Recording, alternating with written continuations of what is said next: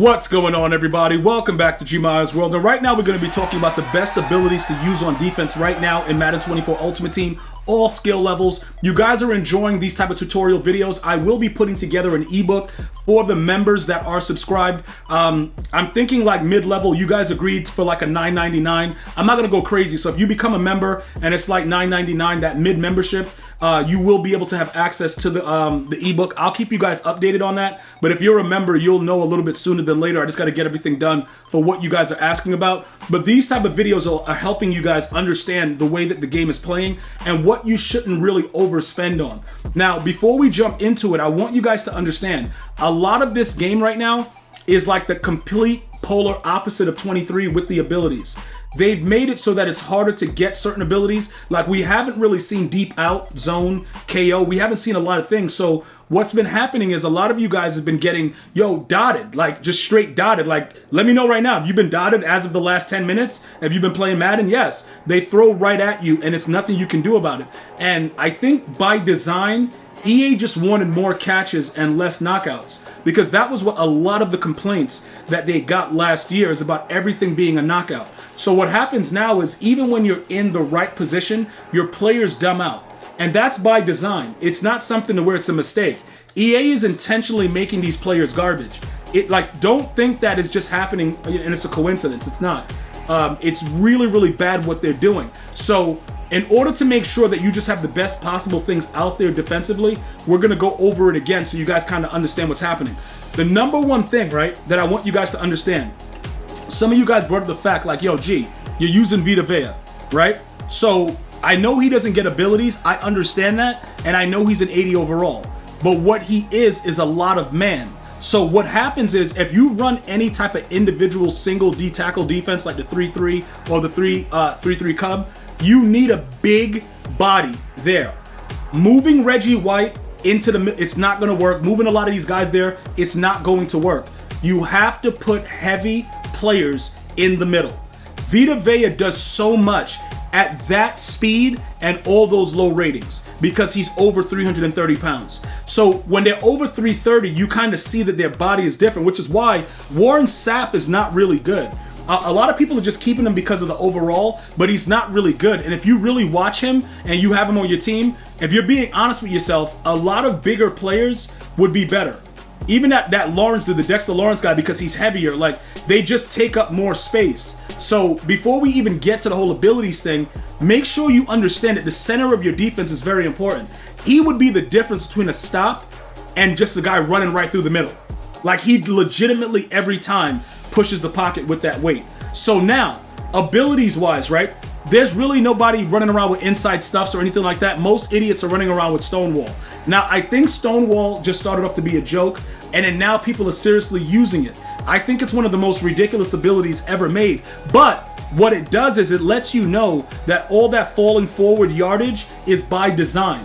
You ever tackle somebody like behind the line, and then the dude, his body just keeps going for another 5-10 yards?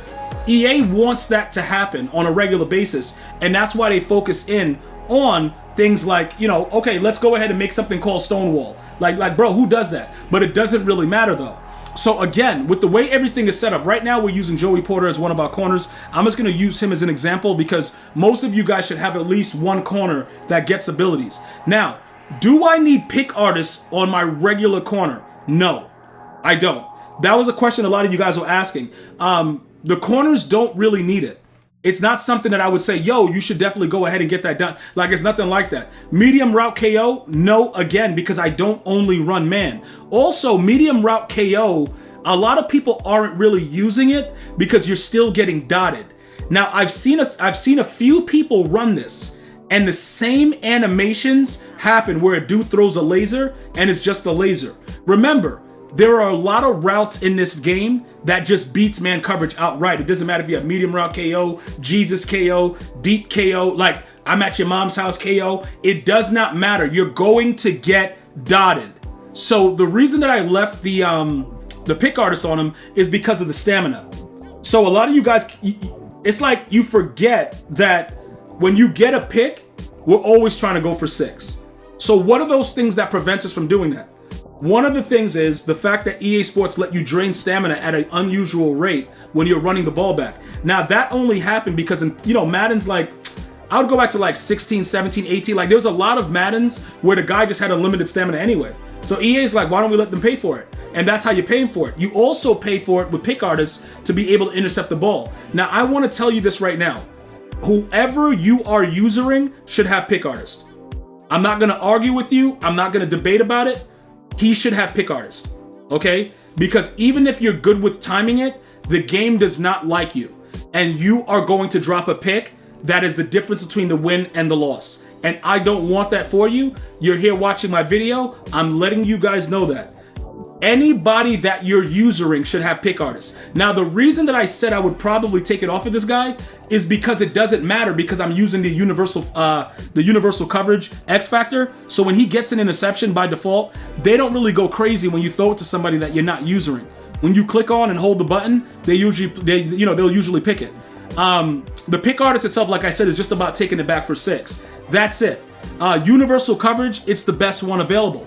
It's literally the best one available. That's why you'll see everybody has it, except for my user, who is Sean Taylor, because Avalanche is going to put that ball on the ground. Now, when you make them fumble, there's a 99.9999% chance that they recover it themselves, because recovering fumbles are broken. Yet another year in Madden. But it doesn't matter, because sometimes you'll be able to recover it, and you know that when you have Avalanche lit up, that hit is going to force a fumble. Now, this is something I also want you to know. Even if they're running around on conservative, they're going to fumble with Avalanche. All right? They may not fumble on a regular hit stick, but they will fumble with Avalanche. So that's why it's on my user. You should, again, I recommend it. Having universal coverage and other stupidness, it will knock the ball out if you're close to a player.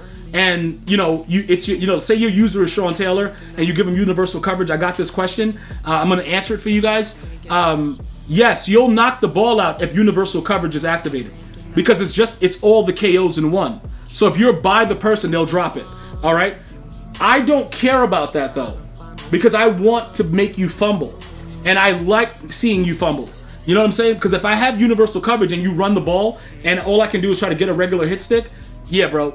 Dude, it don't matter. You're going to get up and be ready for the next play. I have Avalanche, you're putting the ball on the ground. Now, this is the only other thing that I would tell you guys, right? This is very, very important. Lumberjack is very, very underrated. And I'm going to tell you why. This ability by itself, before I was using pick artists on my user, I had Lumberjack because it was one of those 1 AP abilities that we just throw on. This right here drains all of the stamina on a successful hit stick on whoever you hit.